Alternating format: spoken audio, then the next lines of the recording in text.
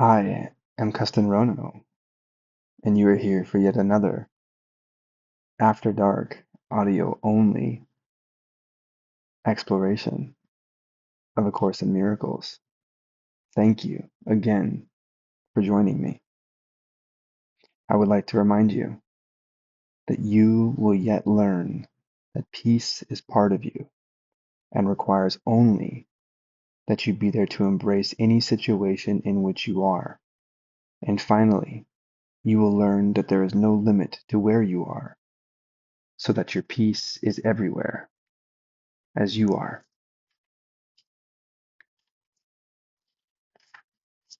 We will continue with review today. So far, we have learned nothing I see means anything. Nothing I see means anything. I have given what I see all the meaning it has for me. I have given what I see all the meaning it has for me. I do not understand anything I see. I do not understand anything I see. These thoughts do not mean anything. These thoughts do not mean anything. I am never upset for the reason I think. I am never upset for the reason I think. I am upset because I see what is not there. I am upset because I see what is not there. I see only the past. I see only the past. My mind is preoccupied with past thoughts. My mind is preoccupied with past thoughts. I see nothing as it is now. I see nothing as it is now. My thoughts do not mean anything. My thoughts do not mean anything. And today, Lesson 53. Today, we will review the following. From Lesson 11. My meaningless thoughts are showing me a meaningless world. Please repeat after me. My meaningless thoughts are showing me a meaningless world.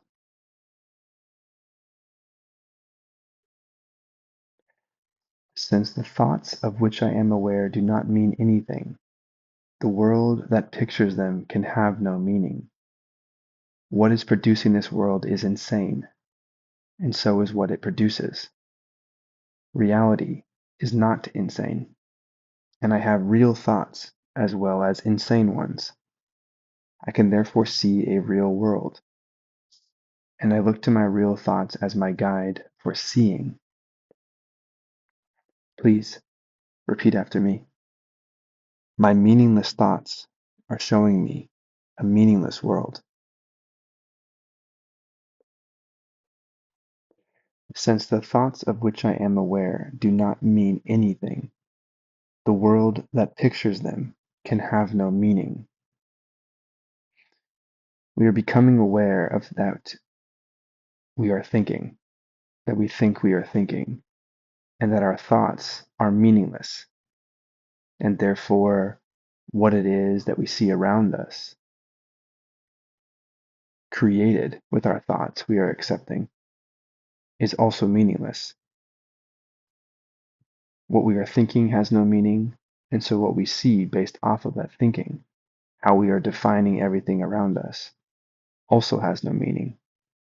That we do not understand what anything is around us, its true meaning, and therefore cannot understand its true purpose. We are out of alignment with meaning in the real world if we are out of alignment with our thoughts, that they are out of alignment with truth. What is producing this world is insane, and so is what it produces. Okay, if we are producing this world, our minds, then we are saying our minds are insane. we are insane to continually produce thoughts and therefore shapes of how we are seeing the world out of alignment with our best interests. Why would we want to continue building, thinking that relative power through control as a result of fear? Why would we want to continue building from an insane perspective, antithetical to our best interests? What we are seeing, what our thoughts are producing, what our mind is creating is insane, as our thoughts are insane. And we remember that there are no neutral things because there are no neutral thoughts. If our mind is insane to continue living outside of the truth, separate from God, then we are charging everything that is with this same idea, and the result is insanity everywhere we look. Reality is not insane, and I have real thoughts as well as insane ones. We associate the ground on which we stand or sit, and the water that we drink, and the light that is in our eyes. We associate these things as the real world. And we've been taught to try to reduce everything to some scientific and linear perspective that remains locked in an idea, bound to illusions, based off of fear, even if it doesn't feel as such. That we are not willing to look at the world from a spiritual lens, from a spiritual identification, keeps us shuttered in some way of thinking that ultimately is a disservice to us as we constantly attempt to answer questions about meaningless ideas.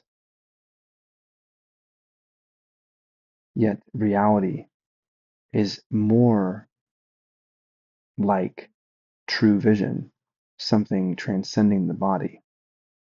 The fact that we are not only, at least, this physical idea, and that possibly everything that we are experiencing is something being created from our own mind, and the fact that we cannot see holiness and God's light in everything around us should be an indicator that we do not understand the system in which we are living. And therefore, we could be having real thoughts and insane ones as we open up our mind to a new perspective. But in continuing to embrace the insane ones instead of forgiving ourselves as we notice them is a trap. I can therefore see a real world. This is because we have real thoughts. If I look to my real thoughts as my guide for seeing, we are reminded that seeing, true sight, has nothing to do with our eyes. That is simply image making. And if it has nothing to do with our eyes, then it must be some other way of imagining or seeing anything that could be around us. And we give ourselves permission to extend into the physical, spiritual, beyond the physical, transcending the body for healing. Healing what? Healing our sickness, our insanity, the way that we have been accepting that everything in life must be based off of attack thoughts, that everyone around us is somehow out to get us, and therefore we are justified in tearing it all down for our preservation. Please repeat after me one more time. My meaningless thoughts are showing me a meaningless world.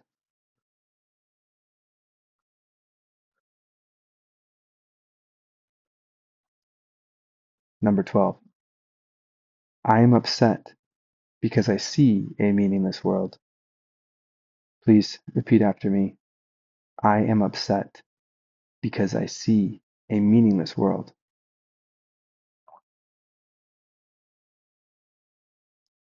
Insane thoughts are upsetting. They produce a world in which there is no order anywhere. Only chaos rules a world that represents chaotic thinking, and chaos has no laws. I cannot live in peace in such a world. I am grateful that this world is not real, and that I need not see it at all unless I choose to value it. and I do not choose to value what is totally insane and has no meaning. Please repeat after me. I am upset because I see a meaningless world.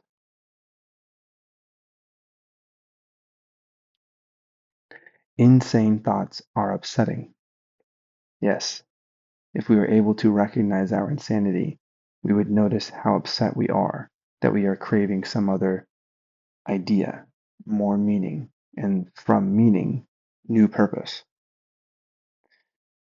These insane thoughts produce a world in which there is no order anywhere. Miracles, we are reminded, this process orders the levels, whatever those levels are, allowing us to naturally understand some flow, some architecture, some design of what the universe is and what we are. Only chaos rules a world that represents chaotic thinking, and chaos has no laws. That chaos, by definition, is chaotic. It is the idea that, well, there is no meaning, and chaos itself can only share chaos, as all ideas need some form of energy, some host to wear them, to give them life. If we are investing in chaos and chaotic thinking, we will discover a lawless and chaotic world. I cannot live in peace in such a world. I am grateful that this world is not real and that I need not see it at all unless I choose to value it. We are reminded that if we are not experiencing perfect peace, we are out of alignment with true vision. A true vision would allow us to see right through illusion. And if we are not noticing everything around us for simply what it is, meaningless, then we are likely caught in some form of chaos, insanity, a loop of attack thoughts, believing again that we are justified to defend ourselves. This is a lawless space where anything goes, and we cannot live in peace in such a world. We literally cannot live in such a world. We are destroying ourselves. We are creating vulnerability. Our attack thoughts are attacking our invulnerability in this world. But fortunately, from the perspective of truth, we simply immediately understand with absolute ease that these ideas are not real, and our peace and safety is immediately restored. Our invulnerability is immediately recognized. And because it is not real, we do not have to see it as such unless we choose to value our suffering. And I do not choose to value what is totally insane and has no meaning. I do not choose to value what is totally insane and has no meaning. Please repeat after me one more time. I am upset because I see a meaningless world.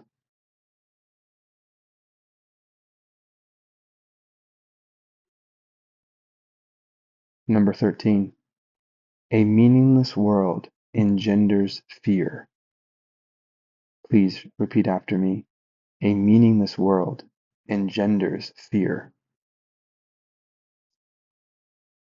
The totally insane engenders fear because it is completely undependable and offers no grounds for trust. Nothing in madness is dependable. It holds out no safety and no hope. But such a world is not real. I have given it the illusion of reality, and I have suffered from my belief in it. Now I choose to withdraw this belief and place my trust in reality. In choosing this, I will escape all the effects of the world of fear, because I am acknowledging that it does not exist. Please repeat after me. A meaningless world engenders fear. The totally insane engenders fear because it is completely undependable and offers no grounds for trust. An insane world that is built on illusions has no foundation. It has no grounds literally and cannot be trusted. It is lawless and chaotic. It is undependable. And therefore we find ourselves deeper in fear, and we fall victim to the idea of fear, which can only survive by spreading more fear. It is its only advertisement, and it is hoping that we swear allegiance to it and cannot notice it for what it is, completely meaningless. It can exist if we give it value, but from a lens of truth, it simply has no meaning, no value, and ceases to exist if we stop focusing on it. Nothing in madness is dependable. It holds out no safety and no hope. That madness is maddening. We will certainly be upset if we invest our life savings, our value, in madness. It depends, everything depends on us and how we choose to see the world as we begin to feel how beautiful it is to see it differently than any way we have been taking it for granted before. Such a world is not real, that being one based off of chaos and insanity. Such a world is not real. I have given it the illusion of reality and have suffered from my belief in it. That we have the ability to think we understand reality, but because we think we are thinking, we are out of alignment with reality immediately. So we are giving in to the illusion of reality and therefore suffering because anything that we would attempt to create in quote unquote reality would constantly be out of alignment with our best interests if our interests are to move towards truth. Now I choose to withdraw this belief and place my trust in reality, real reality, true vision. In choosing this, I will escape all the effects of the world of fear because I am acknowledging that it does not exist. There can be no effects of fear on the world if we are able to finally see that there is no such thing as a world of fear. Please repeat after me one more time. A meaningless world engenders fear.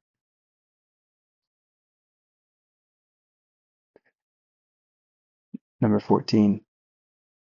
God did not create a meaningless world. Please repeat after me. God did not create a meaningless world. How can a meaningless world exist if God did not create it? He is the source of all meaning, and everything that is real is in His mind, capital H, capital M, His mind. It is my mind, too, because He created it with me. Why should I continue to suffer from the effects of my own insane thoughts when the perfection of creation is my home? Let me remember the power of my decision and recognize where I really abide. Please repeat after me. God did not create a meaningless world. How can a meaningless world exist if God did not create it? God is simply the creator, and God would not create anything with no meaning, because God has the purview of all space and time in the eternal, the realm of knowledge. This is the idea that we are accepting. And if God is creating, He desires to create with perfection, so that what He creates would be revered. And He chooses a foundation of love and truth to represent these ideas. That is what we are learning. He is the source of all meaning, and everything that is real is in His mind.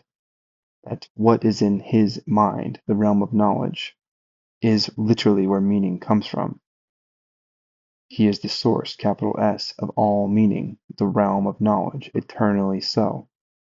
And therefore everything in his mind, that which was he can think, his thoughts, everything in his mind is real. It is in my mind too, because he created it with me, that our thoughts are God's thoughts, and God's thoughts are our thoughts, that we are holy, that we are here to perceive and see and to wake up to a realm of knowledge, but we serve a vital function as God has created us, and we must therefore have meaning. May we wake up to see the light of God in everything, in anything. Why should I continue to suffer from the effects of my own insane thoughts when the perfection of creation is my home? Somehow we exist in perfect creation, even if we cannot see it. And so if we cannot see it here, we wonder, from what lens would this be true? And as such, we step further into a spirit identification, even if we are having a very body experience. Let me remember the power of my decision and recognize where I really abide. Where will we really abide for perfect peace and perfect safety? Maybe we feel peace and safety where we are, but can we guarantee it? How would we naturally know this? We would know if we were living in perfect peace and perfect safety. And if we are living there, then that is where we abide. So let me remember the power of my decision and recognize where I really abide. Please repeat after me one more time. God did not create a meaningless world.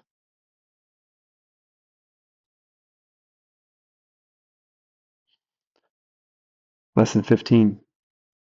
My thoughts are images that I have made. Please repeat after me. My thoughts are images that I have made. Whatever I see reflects my thoughts. It is my thoughts that tell me where I am and what I am. The fact that I see a world in which there is suffering and loss and death shows me that I am seeing only the representation of my insane thoughts, and am not allowing my real thoughts to cast their beneficial light on what I see. Yet God's way is sure. The images I have made cannot prevail against him, because it is not my will that they do so. My will is his, and I will place no other gods before him. Please repeat after me. My thoughts are images that I have made.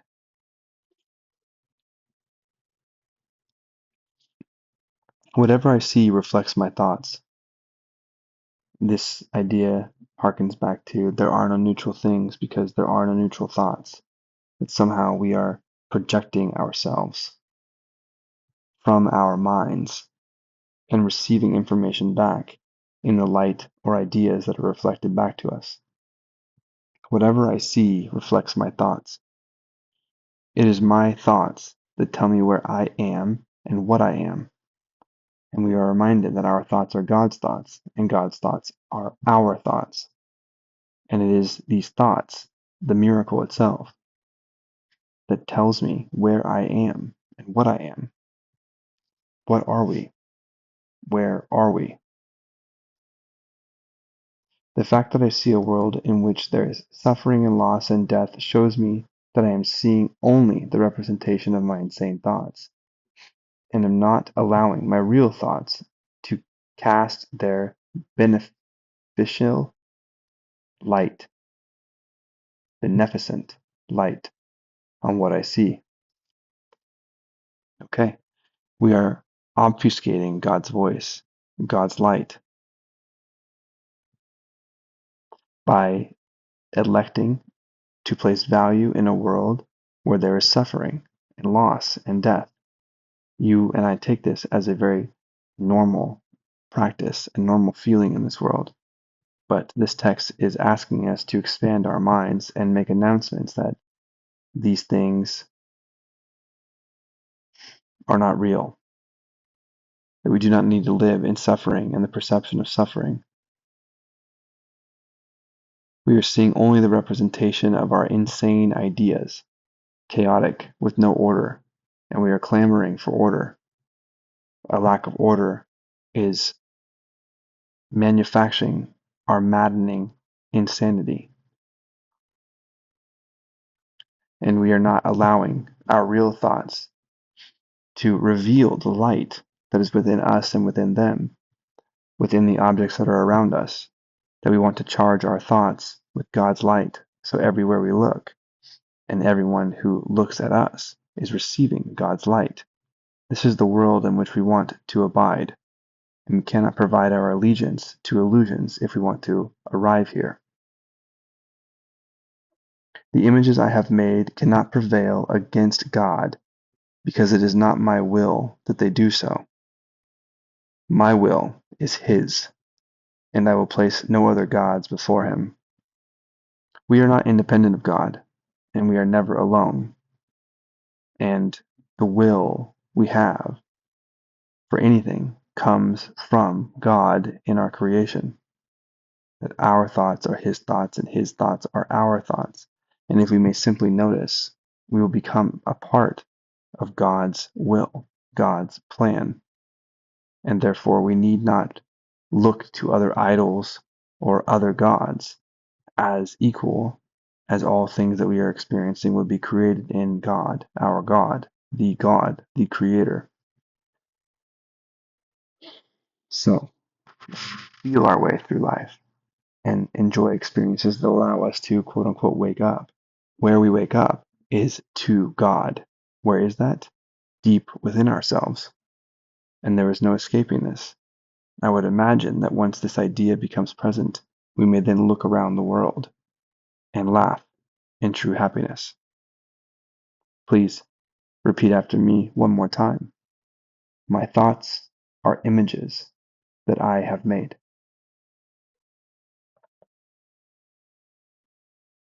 Okay, this concludes the review of lessons 11 through 15. Please allow these ideas to sit with you, and please review these 5 statements when you have time. I will include them in the descriptions, and I look forward to seeing you here again tomorrow for lesson 54 of A Course in Miracles. Please be well in reflection and be sustained, invulnerable by the love of God.